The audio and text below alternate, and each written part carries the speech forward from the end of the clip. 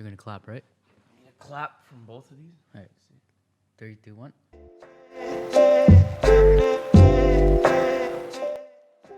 So we got Phanmotion, also known as Andrew Phantom. Hi, Andrew. We got Panoramzz over here, Nice to see you. also known as Ramsey Estefan. Ramsey Estefan, Panoramzz Media. You don't Exactly. already know me. Andrew over here is a good friend of mine, and he's a very busy man. So the only way to hang out is to schedule a podcast, apparently. But I'm happy. We're here. We're here. recording our first ever, sit down Yeah. with microphone. We were thinking, if it's going to be sort of like a test run or whether it's going to be something we're going to continue, but that's based off of you guys and how you enjoy it. So hopefully this inspires new videographers and current videographers that are in the game and other people that, have specific passions. So Yeah, exactly. And also in the future, I'd love to speak with more creatives, because exactly. the city is growing, people are evolving, the world is evolving, and the media realm is now, it has much greater presence than it used to have a couple of years ago. So people are taking more of an interest in it, and we just wanted to chat about a couple things. I got a couple questions that I want to ask you. Yeah. And I know you got some questions you want to ask me. Exactly. So should we do like question for question, or Let's start off with, I guess, a little bit of yourself first. a little bit of myself? Okay. My name is Ramsey. I'm 24 years old. I went to Carleton University for economics, and I haven't worked a day in my field. I do creative media on a full-time basis for a number of local businesses, ranging from construction companies to simulation driving shops to just freelance work for weddings, portraits, baby photos, stuff like that. Basically anything that involves a camera or audio. So for example, like podcast setting up, audio is another thing that I geek out about. I love that shit. I love very good quality microphones like these ones because you can just, Sounds super good. But yeah, I love creative media. I do it as much as I can because it gives me the freedom to do the other things that I love, and I also, the work itself is just it's nice, Yeah. You meet a lot of cool people in the process, and you get to be creative without having to know how to draw or play an instrument. Exactly. So, It's been probably like a year that we met? we met, I Probably feel a little like a longer. year A and a little half. longer. Yeah. So we met through a mutual friend. Yeah. Shout out to Tony. Shout out to Tony. So Tony's a good friend of mine, and he was a good friend of Andrew's. And then he was like, "Oh, you like cameras? Oh, you like cameras? Oh, boom! Now we're sitting here." So Exactly. there we go. Hey, it's There meant to we go. be. Let's hear a bit about you. So yeah, for myself, I grew up in Winnipeg, Manitoba, and I moved over to Ottawa probably when I was, I think, around like 12 or 14. Basically studying criminology, and got into videography probably I would say a couple years ago, but actually in terms of the aspect of creating different things and something cinematically, I would probably say about a year ago. And as Ramsey said, it's something that's super beautiful when you get into, because you get to meet unique people that help drive and motivate you in different ways. And if you are in the field right now or planning to get into that field, do it, right? At the end of the day, don't be locked into the things that other people tell you to do. Do what you feel you're comfortable with, and go from there.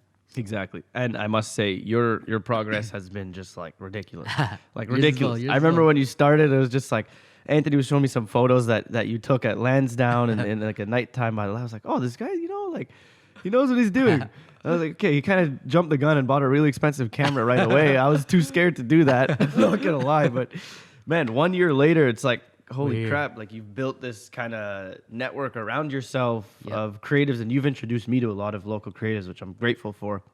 So, great work on that. Honestly, Appreciate it. that's sick, man. And I can't wait to see what the future holds. It'll be 'cause great. It's only You the never know. beginning. We might get into the 100th podcast at some point. So 100th podcast. maybe. So we'll Yeah, see. We'll there's see. a lot of podcasts on the internet. Yeah. You just got to make it interesting somehow, right? You don't want to have something that's boring, but I think for inspiring other people and for also giving our own backstory, I think it's going to be cool, especially with both of us. We got super high talent. So Yeah, exactly. Wow, very humble.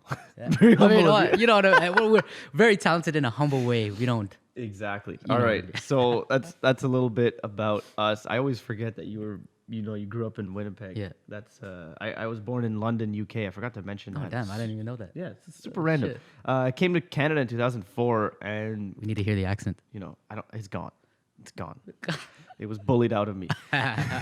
People just wanted me to say stupid things that sounded British. Anyways, London, UK is where I grew up, but I still very much do consider myself Canadian because I grew up here. My entire significant part of my life was spent in Canada, and I'm glad I'm here. So let's jump Let's do into some questions. So I think I could start with my first question here. So my first question for you, Andrew, is what got you started in media? So, what basically got me started into media, videography, probably a couple things. Back in the day, I was vlogging in high school. Had a friend that I was very close with. We vlogged a bit, and we wanted to come up with different content. And I guess the idea of it, like every little kid's dream, is become a YouTube star, right? Do something funny, do vlogs, and incorporate stuff of your life and translate that into something that people can enjoy. Right. That died down a little bit, but then I went to Seattle with my brother, and then I went to Paris, and those were the times where I ended up vlogging, right? Yeah. I had a decent camera, the EOS 70D. Didn't really know how to use it as much, overexposed type of things. Didn't really care about it, but cared about capturing the moment and those specific things. And a lot of it was just memory based, right? Being able to look back at the memory and say, hey, listen, that was a fun time. Yeah, exactly. But also having people reach out to you saying, listen, I love the work that you do, continue to do it. But I guess that didn't really motivate me as much. And then one day, basically, I was at home, turned on the TV. Daniel Schiffer, this is for you. I literally sat down, watched probably 10 of your videos, and I was like, damn, how does someone create such amazing work that is both mind-boggling but also very inspirational at the same Right. time? What really kicked me up in terms of wanting to jump back into media and then the videography game. But throughout all of that, meeting you, Ramsey, and meeting other people has really taught me about the social media type of life as well, and how do you incorporate videography into people's social media page, whether it's a local business or whether it's your own page as well. So That's interesting. And it's also interesting that it's kind of a modern day young person's dream to do this kind of thing. Exactly. Like I spoke to one of my cousin's kids, and he's around 7 years old, and his dream is to be a YouTuber. It's funny, like you ask a kid 10 years ago, what do you want to be when you're older? yeah, It's like fireman, astronaut, whatever. But it's kind of interesting to see the shift in what is a highly regarded profession. Yeah. I think it's interesting. It's some people may think it's weird, but Yeah. that's a nice story. I like to hear that you're inspired by other creatives because that's usually how it goes, right? Yeah. Daniel Schiffer is all about he has that smooth flow, right, where Yeah. he blends sound and music and just you don't even know what's going on, lot but of you've it. watched the video. If you guys never heard of him, you have to watch him. He's Okay. probably one of the best out there too. Is there any type of creators out there that has inspired you in the work that you've done, and why has it inspired you? Yeah, that's for sure. So my roots are in photography, photography of cars specifically. He's a great guy, cars. If you ever need a car video, photo, anything, hit him up. Thank you. I love cars. So that's where my passion started. I love cars, and I wanted cool wallpapers on my phone. So I was just tired of Googling things, and I was like, I'm just going to take these photos myself with my iPhone 4. I had VSCO and Google, what is it called?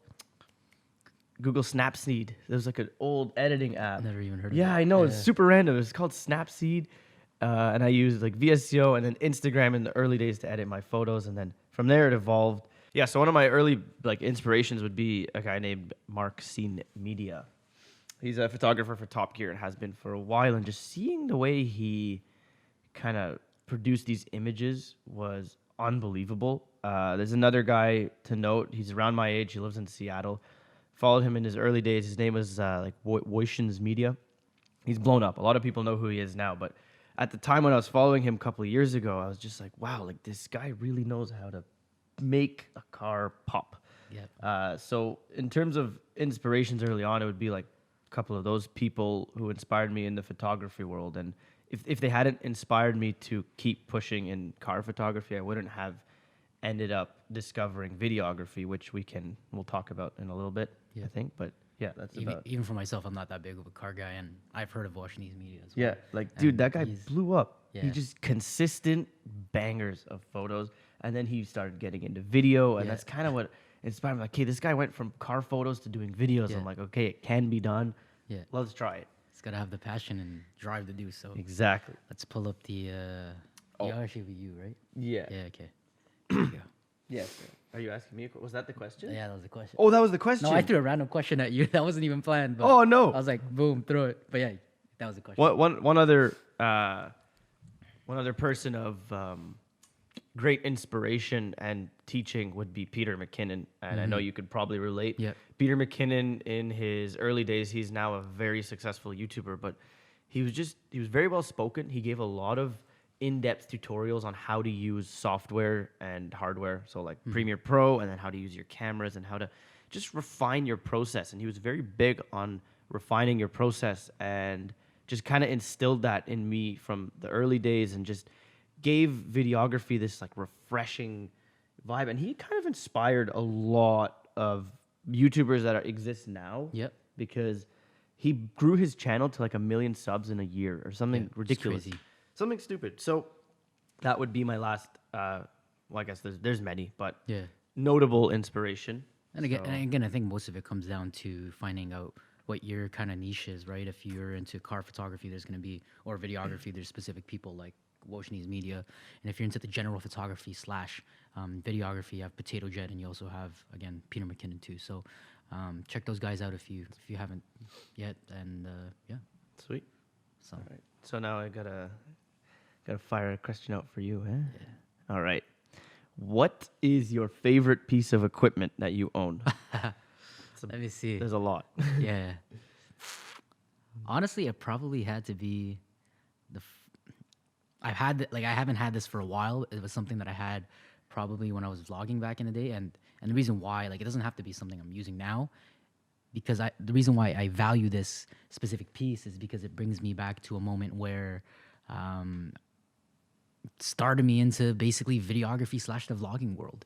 I don't know if you've ever heard of it, but there was this, I even forgot the name. It's probably like Vizio or something. It's a little gadget that has like a flippable LCD, gives you a wide angle fisheye, and you can just click the button and record. And the reason why that was my favorite thing is because it was so easy. You just click one button, flip the screen, boom, great quality. I don't even remember what the quality was, but if you try to get that on the market right now, it's not something that you'll find. Because I remember at a certain point I wanted to sell it, and someone from like Indonesia hit me up, and they're like, "Hey, listen, like, how much like do you want for this?" I'm like, like maybe like $100 or 200, and they're like, "Sure." Ended up shipping it out to them. That's how popular it was back in the day, and that would be probably one of my favorite equipment. Wow. Yeah. That's I wish I had the name, but yeah. like unexpected. I was expecting you to say like the camera we're recording this podcast on, because this thing's a freaking beast. A7S3. A7S3, unbelievable camera. Yeah. But that's interesting. So Yeah. you recorded a lot of like vlogs on that thing? Yep, did a lot of vlogs, and I did a couple skits. One of them is the stupidest skit ever. Gym stereotypes. Don't search it up. It actually got. I'm gonna put it. It actually got 3.4K views within that year, which is great. I didn't even do anything, but it was the most like stupidest thing, funny thing that we've done as well. But yeah, that camera inspired me to want to do a little bit more with it, and bringing it to different places was easy and accessible. So that would probably be my favorite thing. I feel like that's a very important thing in the beginning, is to have something that's easy to use and the process isn't too involved, right? Exactly. Like, I started with an iPhone 4. You started with this little camera. It doesn't involve lugging around a backpack. No. And because I feel like in the beginning, it's already difficult enough to find motivation. When you add a bunch of other technical difficulties, which are, a handful of stuff and complicated equipment, I find the motivation goes down, right? Yeah. Because it's not about like, I'm going to get up and go. It's like, oh, okay, I got to grab this. Oh crap, I forgot to empty the cards. I forgot to do this. And it's just like the frustration you have when you're like trying to figure out how to deal with like specific aperture or what f-stop do you go to. Those type of things, like I guess when you're a little bit younger, can be a bit detrimental to wanting to get into the videography / photography type of world. But as to your note, like start off small and then get into something big later on once you master those basics, so that you understand the basics of how to frame things and then jump into more technical things. Yeah, I agree. I'm going to be completely honest. I used to absolutely guess those numbers. The ISO, aperture, and shutter speed. I would just guess them. And like, okay, this kind of looks okay. Okay, we'll try something else. So I think you came up to me one time. You were like, "Yeah, put it 1/50." I'm like, sure, yeah. I don't even know what he was saying, but I was like, okay. I'm like, is this correct? But most important thing, be comfortable. Let them know, hey, listen, I don't know what that is. Can you teach me? Let me know. Yeah. And then you get to where you need to be. and again, most people are willing to help you, which is a beautiful thing about this world. There's some guys in my early days who just, if it wasn't for them telling me exactly how to take photos, I probably wouldn't know how.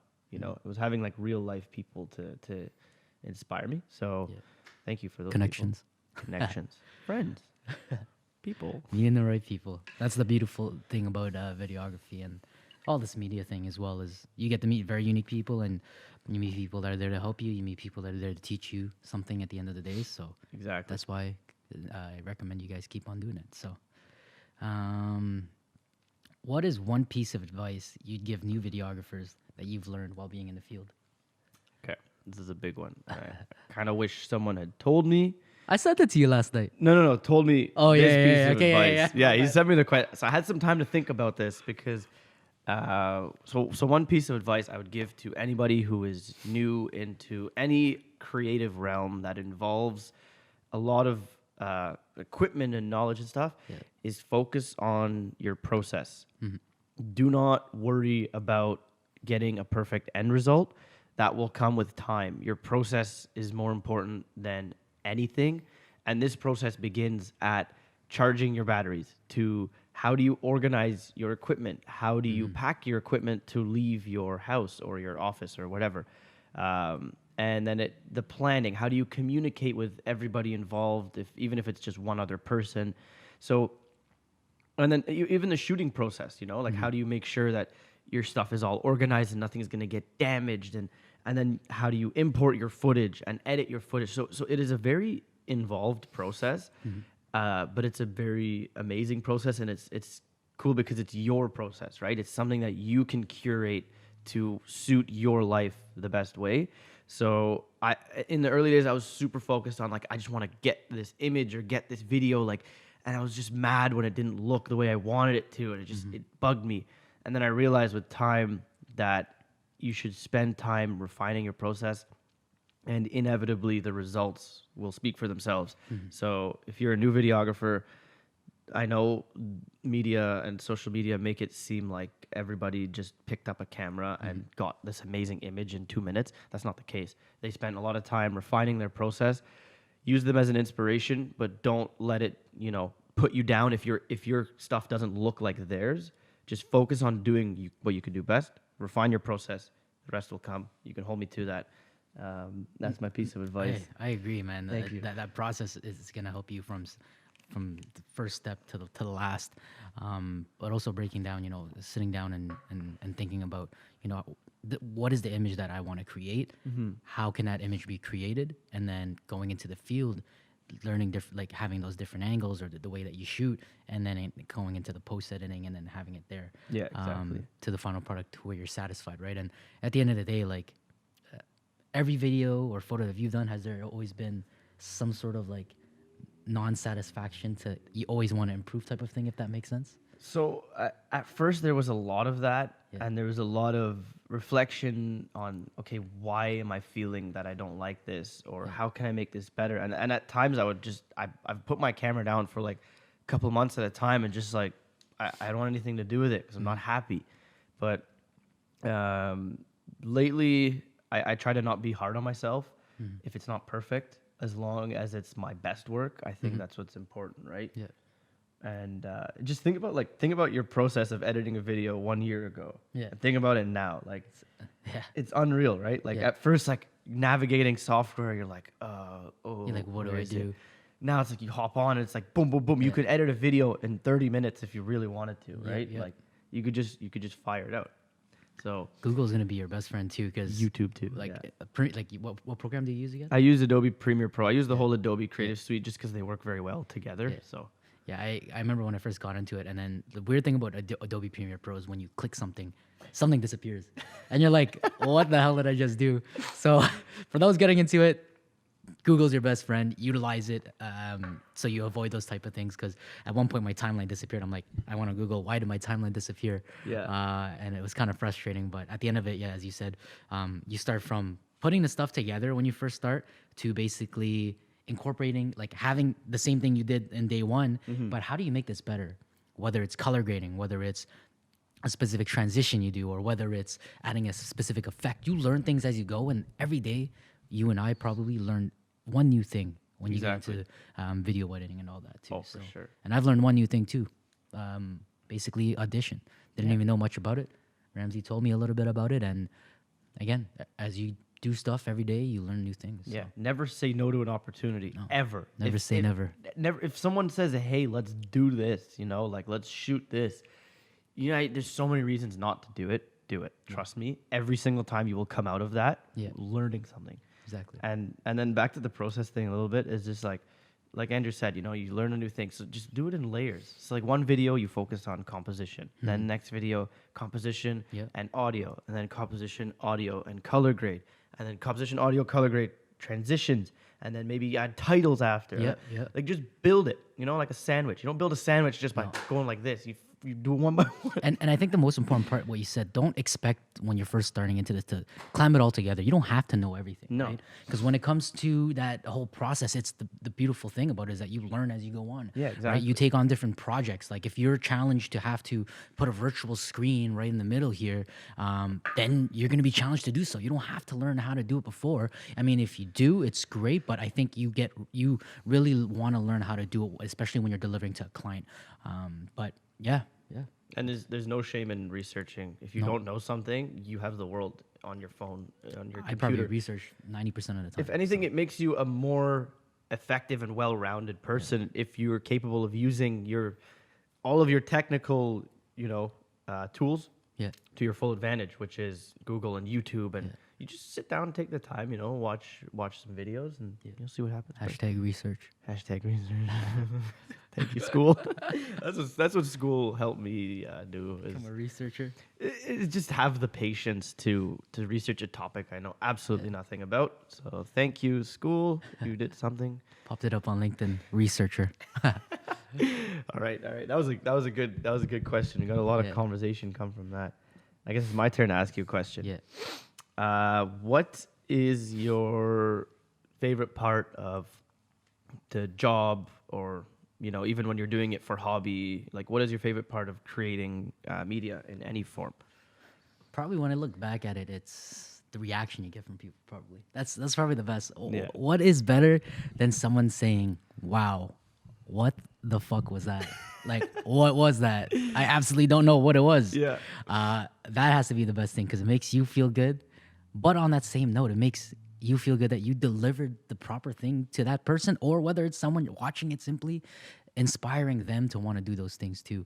I think it's probably the best thing. And I think like when you look at these other popular videographers out there too, they probably have that same feeling. People commenting on their videos saying, wow, like what the hell was that? Like, how'd you do this, this, and that? Yeah. That motivates you and want to keep on continuing what you're doing. And I think that has to be probably the best thing on the job, man. That's amazing. It is a good feeling for sure. Just you feel like warm, You're just like, nice, thank you. Just being appreciated, like not just in your work, but just go and tell someone you appreciate them. You may change their life, even if it's not for something they've done. Just tell them you appreciate their existence. Yeah. Small things like that add up. That's a very good point. It's all about the people, man. Yeah. The work is nothing without the people. And yeah, it's people. What is life without people? There's no people, then what is this podcast? Yeah. Oh, deep. I'm gonna cry, man. All right. So I got another one for you. Okay, let's hear it. The most interesting gig you've been in. Okay, this was a tricky one. You sent me these questions last night, and I was trying to think about them. I'm gonna go interesting, like based on what I found interesting. Yeah. So, I worked as a second camera assistant on a movie set earlier. I think it was earlier this year or like late in 2019, And basically, a second camera assistant changes lenses, changes batteries, memory cards. He's in charge of doing like the slate, which is like the clap. Everyone calls it a clapper. It's called a slate. That's to synchronize the audio with the video. So I got to experience this large scale production, which had over 100 employees, and like the budget was significant enough for your job to be very important. Like if you lose those memory cards when you're taking them out of the camera, that's not just the value of that memory card. That is like $50,000 worth of labor and food for all the crew. And so I learned a lot about these large scale productions and cinematography, and that like genuinely trickled down into my videography that I do on a regular basis, because I was able to wrap my head around how do you manage several cameras and several microphones and several people. Like how do you organize all of this content that's being captured at the same time? So I think that experience, I did it for a couple weeks. It was like 12 to 14-hour days working, sometimes in the snow. Like we were outside till 6 a.m. in the snow, and you're doing this job, and like your pen is frozen, and everyone's watching you. You're trying to write take 2 on the slate. You told me about this. I was like, everyone's why are like, you out so late?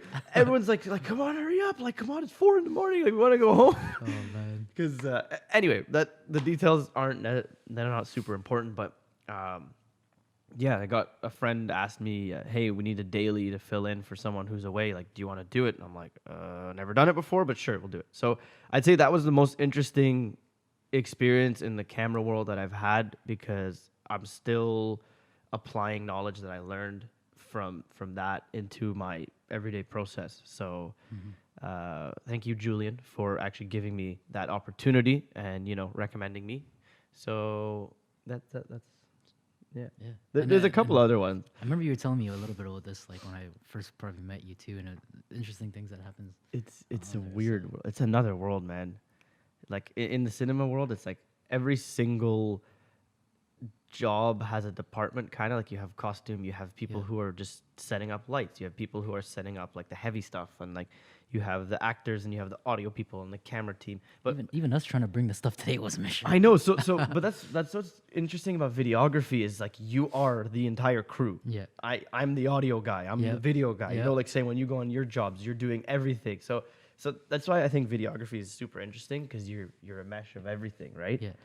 But so I'd say on that same note too, like I don't know if you have this, but people message you like, do you do all of this? You're like, yeah, basically you're the one that starts from the recording to the editing to then now the audio and all of that too. So I guess a lot of people don't know, like if you're just the one who records, but mainly you are the one that deals with everything. So. Exactly. It's like this podcast or interview, whatever you want to call it. You are Christopher Nolan. We're doing everything. We're doing everything. Yeah. And like if anyone honestly ever asks me for advice, like I'm gonna tell them. I'm not gonna give them my secrets, but I'm gonna assist them with whatever they ask, because if it weren't for other people assisting me when I was annoying and asking questions, I wouldn't be sitting here today. Mm-hmm. So I think that's very important. If anyone ever reaches out to you with a question or seeking help, it costs you nothing.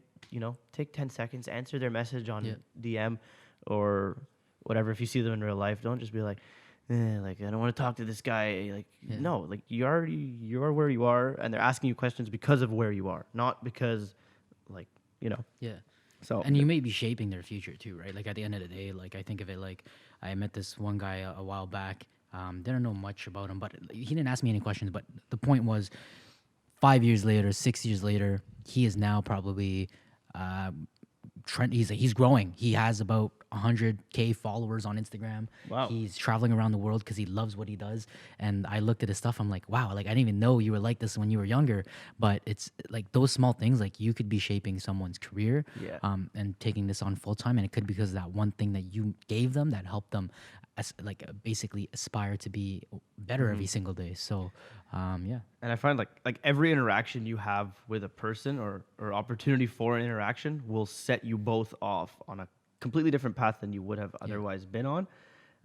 So I just find that really interesting. Like if you turn down an opportunity to go and take photos downtown with someone you barely know, that could lead an entire, outcome of your life that would have never been realized. Like it's just it's a weird concept. And like even through the I wouldn't say free work, but I'd say the work that you would do kind of collaborating with Yeah. people. Same thing to what we did as well. Yeah, exactly. Helps you get to a specific point where you meet new people that like the work that you do as well.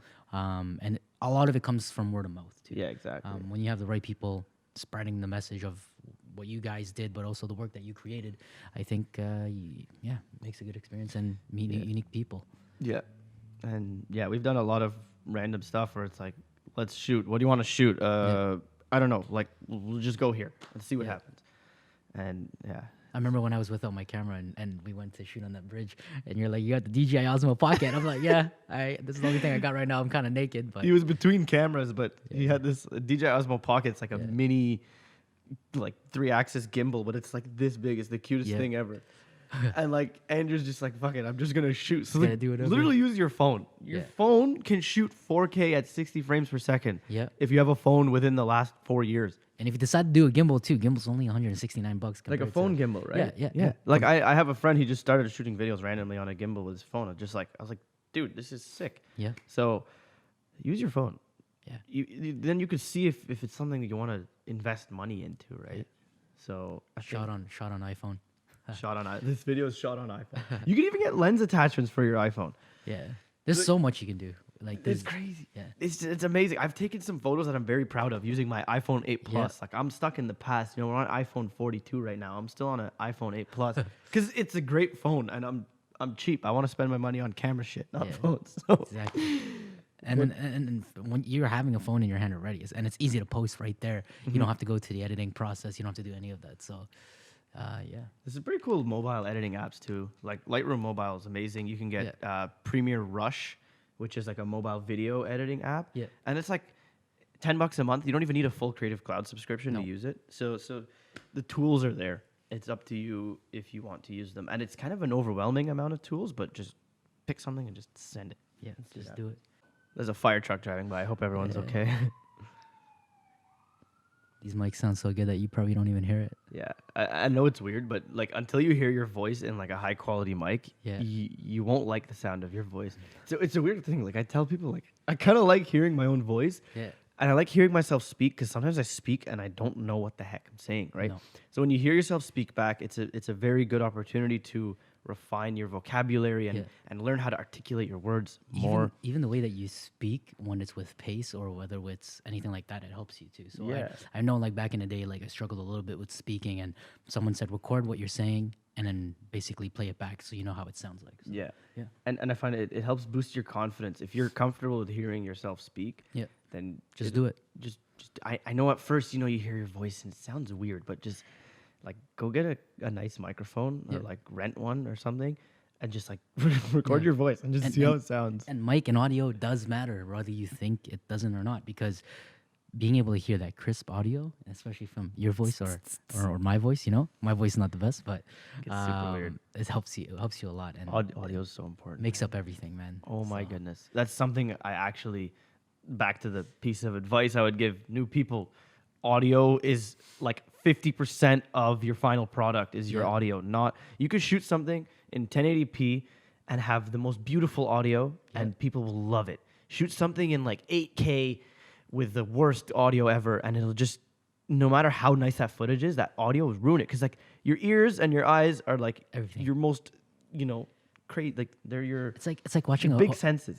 It's like watching a horror movie, right? Yeah. If like the reason why you get so scared, it's because of all the sounds. Like imagine like I don't watch a lot of horror movies because I get scared easily, but basically like imagine like a very quiet scene, right? It's all in the audio. If it was mute, nothing there, wouldn't be scary at all. But then you get scared, right? Like you watch it on mute and then you're like it's not that this bad. doesn't make sense. Yeah. So that's Adds a lot audio is very important. You don't have to spend big bucks to get clean audio. You can literally pull audio samples off YouTube and wherever the internet and then just create sounds, Unless it's for dialogue, then recording it is probably the best way. Yeah. But you can rent microphones. That's an amazing resource. If you don't have the budget to buy equipment, even cameras, dude, you can rent them. Yeah. Go and rent a camera. Frig. Like if I know what you like. Yeah, like VizTech rents cameras. Yeah. Long and McQuaid rents microphones. And then that's in Ottawa. If you're in another city, do whatever research you need to do. But rent equipment if you're scared to drop a couple $1,000s. Like, And again, running equipment is not that expensive, depending on what you get, obviously, and it'll help you. Never know, this podcast here, or the message that Ramsey's giving to may be your first step into getting to this type of world. So, Yeah. Anyway, so okay, next question for Andrew. I like this. I like talking about this stuff because it's like I feel like I'm thinking out loud, you know. Yeah. So if at least one person receives this well, even if no one receives it well, I'm still happy that we got to sit down together because I have so much work to do right now. But we're here and nothing else matters. So I want to ask you, how do you see the local industry evolving in the future, and like, you know, how do you feel that you're kind of contributing to that? I guess that's a follow-up question I just thought of. it's evolving every day. When you look at people that are out there right now, like Peter McKinnon or whether it's Henbu, these guys come up with different types of way of style to videography that I think is very unique, right? You look at a lot of videos or films out there, there's always one step that you can take extra to kind of form that. One guy that I watched recently, his name is Gibson Hazard. Have you ever heard of him? Never know. You should actually take a look. Gibson Hazard? Gibson, I think his name is Gibson Hazard. Okay. So basically, he's like, the best thing about this is that I feel like you can do a mesh of videography / 4D editing and all that, but I think mainly he does 4D, but I feel like the way that everything will transition to will be kind of to the special effects type of thing, to videography incorporating 4D, because it's just something that's mind-boggling. The way that he creates a scene from like a football field to someone running up into a billboard to a city skyline. There's a recent, he actually did, I don't know if you watched the VMAs, but he actually did I think one of the VMAs where you're going inside and outside of like the windows and all that. So he does like tutorials on how to do this? Not tutorial. He doesn't even give you any tutorials. Oh, he doesn't give you any But he tutorial. basically just Oh, crap. creates that and lets you see. But the reason why I think 40 is going to be the next big thing is it's very unique right now, and it's something that's kind of hard to get into. But it's something that you could still tell a story, kind of feel realistic still. You don't lose out on that futuristic touch. And yeah, you got to watch him. That's all I got to say. Interesting. That's crazy. And like, as computational power gets more easily accessible. That's what I'm trying to say. We have the power to do this kind of stuff, right? Yeah. Like 5 years ago, we didn't have graphics cards that were strong. Oh, no, we did, but they cost so much money. Yeah. Now we just got all this crazy equipment. Like, it's nuts. I try not to follow too closely on how equipment evolves, because it just makes me sad. Yeah, you'll end up being like broke from all of it. But Speaking from experience. yeah, it's just there's a lot of nice things out there. Like the A7S III, I was like, hey, you know what? I gotta find a way to get it. It's amazing. It's beautiful. Hopefully, it looks nice on you guys as well. But yeah, man, like I think that'll be the next big thing. And as to your point as well, when it comes to technology and all that. I know DJI is like inventing, or they already invented the LiDAR sensor too, right? For autofocus and all that. Oh, that thing is sweet. Like even that specific thing is going to change the videography game too, because now you don't really need kind of like a cinema camera. You can technically use this to help get to the focuses you want while using a cinema-like lens. So again, as time passes on, who knows where a little shift to, but I think it's going to go in the right direction right now, and just create new stuff every day. That's all I got to say. Create new stuff every day. Yeah. Even if it's like with your phone. Yeah. Literally just create Just do something. it. Go out. If you're interested. Did you have any more questions for Let me? me see. Probably have. One. I guess one more could be for kind of both of us. Okay. Let's hear it. You know, you've been in this for a while. What are your goals for the future? Wow. That question takes me back, because like I don't even think of like what am I doing tomorrow. My goals for the future are to continuously evolve as an individual, and continuously evolve my process and refine my process as much as possible to provide just like unique and personal services, right? Like I love people because I learn a lot about myself from other people. So if I can make that process better, the way I interact with people through my work and through my communication, like I think that's a big goal of mine, is to just make that good and as great as I can do for myself. And then just learn more. Like I'm trying to wrap my head around audio and lighting and camera and all this stuff, and aerial work, like video from a drone and stuff. So my goal would be just to kind of learn all of that as best as I can and branch out and work with more people like yourself on larger productions Yeah. and just make something that's memorable and Yeah. potentially life changing for some Exactly. other people. Like I have yet to find exactly how I'm going to do that, Yeah. but As time passes on. yeah, I'm certain that there is a way to make a positive impact in people in the world through this line of work because of how heavily consumed media is. It's one of the largest like digital content is consumed on like a massive scale, unbelievable. So to just continuously be on the creating side of that and understanding how it's evolving just will help me navigate the world better, I find. Yeah. So I know that answer may be kind of tricky to wrap your head around. That's just kind of me trying to wrap my head around it. It's a tough question. Have you ever asked yourself that question? Oh, good answer. You're gonna hear your answer right now. So, as I said, like when you're younger, you want to be that YouTube kind of star, right? But what kind of YouTube celebrity do you kind of Yeah. want to be on that level? And I think before it was more comedic, and I think still to this day is still kind of comedic or comedy type of thing. Right. But now it's leaning more towards the cinematography side of things. And as to your point, I think one day I just want to travel around the world. I want to be able to go out, record different types of stories, whether it's and like like the people that go out, they like to incorporate just the beauty of specific places. I think for me, it's just more of going to these different types of cities, countries, and just speaking to the people there, just saying, hey, listen, like, what's life like here? Kind of like a documentary. I think that would be pretty cool. And incorporating kind of like those B-roll footage that you kind of see online as well, but having sort of like a message and a story. And I think that would be kind of like my dream thing to do, and just travel around the world, meet new people, meet new local people around the area for videography content and all that.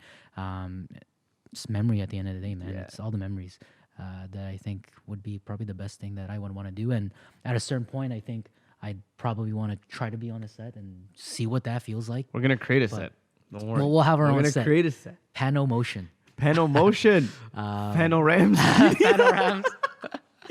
I like that. But traveling is something I've done a bit of traveling in the past, and like when you travel with a camera, You got some crazy stories. not crazy stories, but like when you travel, I do have some crazy stories. Yeah. We're not gonna talk about those. When you travel with a camera, it is like you can use it to your full advantage. I've met some amazing people by just saying like, hey, like I'm a photographer from Canada, like Yeah. can I please take some photos of these cars or your space and or even of you, like take photos of people and stuff and then you show them and it's just like it's a way of connecting, right? Like having a camera in hand, it's an icebreaker. Yeah. You Yeah. just be like, hey, like, do you want to go come with me, take some photos, or do you want to let me take photos of this, whatever? So Yeah. traveling with a camera. It's kind of like those TikToks you see, like they're saying like, hey, listen, like I just met this person. He got a nice Oh, car. yeah. And some of them do it goofy. Like, we got to do one of this sometime. We got to do the goofy ones. TikTok but makes me jump off but the even like on Instagram Reels as well, just like even having like, just that type of thing. But like, hey, listen, I'm going to take a nice photo of you and go from there. I don't know how many of it is true, whether you meet like a random It's so stranger or cringy, not, bro. but- This guy goes up to like a girl, like a And young then- girl and her yeah. mom in In the like mirror a type of store. thing. You probably and he's seen like, it. hey, I'm gonna take pictures of your daughter outside. I'm gonna make her a model. It's like, dude, this girl's like 16 years old. Yo, What are you doing? And then they'll go. Okay, they still take amazing photos. Like Yeah. these guys are creative. It's just the way TikTok is presented. Just like It's not. it's a bit of a cringe. It's still a great platform from a creative You're standpoint. trying to grow and not be on those type of things. I remember like it was last winter. Andrew's like, yo, like there's this thing called TikTok, and we just made some like stupid shit. Like, Yep. the dumbest video. I'm not even gonna go into details. If you really want to know it, you can probably search my Phanmotion. TikTok. It's on my TikTok. I'm not gonna say what my TikTok is. You name it. But it got like 40,000 views or something. Yep. Over like something stupid that didn't even He make had like sense. 3 followers. And it got 40,000 views. Yeah, man. That So was it's crazy. a powerful platform. Yeah. But I think that was a great conversation. I feel like I got to know you a bit more. Yeah, I got to know you more too, and I think a lot of like hopefully we have more of these too down the road. I'd love to. Um, This is actually I forgot how pleasant it is to just sit and chat with someone. Yeah. With a camera pointed at you. It was weird that Yeah, time. man. Because like it forces you to talk. Otherwise, like you could sit with people and then you'd go on your phone and then You you'd have be that quiet. You have that and, like, awkward pause, and you're like, yeah. No, I don't know. yeah. It's awkward. Communication is something I think as a whole we all have to just maintain. Yeah. Whether that's digital communication or physical, the world is a very weird place now, man. And some people prefer that media interaction, but I think the biggest thing is going above and beyond and meeting someone in person too is going to be, and obviously with COVID it's difficult, but Stand far away. meeting in person is going to be something that can change your life, whether someone really appreciates meeting you rather than speaking through Exactly. email. Then they're like, hey, this person actually wants to go to their way and meet me and want to actually do these videos or actually take things serious, and that can go a long way for you as well. So Yeah. yeah. All right, that about wraps it up. Thank you so much for watching. We didn't really know what we were trying to do here. Nope. But I want to do more of it. Exactly. Incorporate more people, maybe incorporate more stories, more Yep. props, things to show, maybe different locations. Yep. If you have a cool location, holla. Let us know. You want us to record this in your space. What is your Thank you basement? to Apex V2R. It's where we are right now, for allowing nice us place. to use this space. This is a driving simulation lounge in Ottawa, the only one in Ottawa, and it's a revolutionary facility. So again, thank you very much to the guys over here for allowing us to use the space to do this. It's a great space. I love like how these like little lights look on look top. super beautiful. It's like It's a nice backdrop. it is a nice Yeah, backdrop. yeah. We got this like cool looking PC back here. Yeah. Like boom. Oh, that's the logo. Apex V2R. Apex V2R. 1619 Carling Avenue. All right. Yeah, I hope you guys enjoy it, and please comment below something, share it with your homies, and we'll go from there. And if you guys like it, we'll Yeah. continue to do it. If you don't, Send questions. we'll go from there. Yeah, Send- questions. send too. I think that'll questions. be helpful. Like mind-boggling questions. Yeah. I want to read these questions and be like, "Oh, what the heck was that?" Pick But the brain a little. yeah, I think that'll just provoke some interesting conversation. So thank you. My name is Ramsey, aka Panoramzz Media. Andrew, Phanmotion. I was gonna pause. I was gonna pause and wait for him. But Andrew, Phanmotion here. And yeah, we'll see you next time. Peace.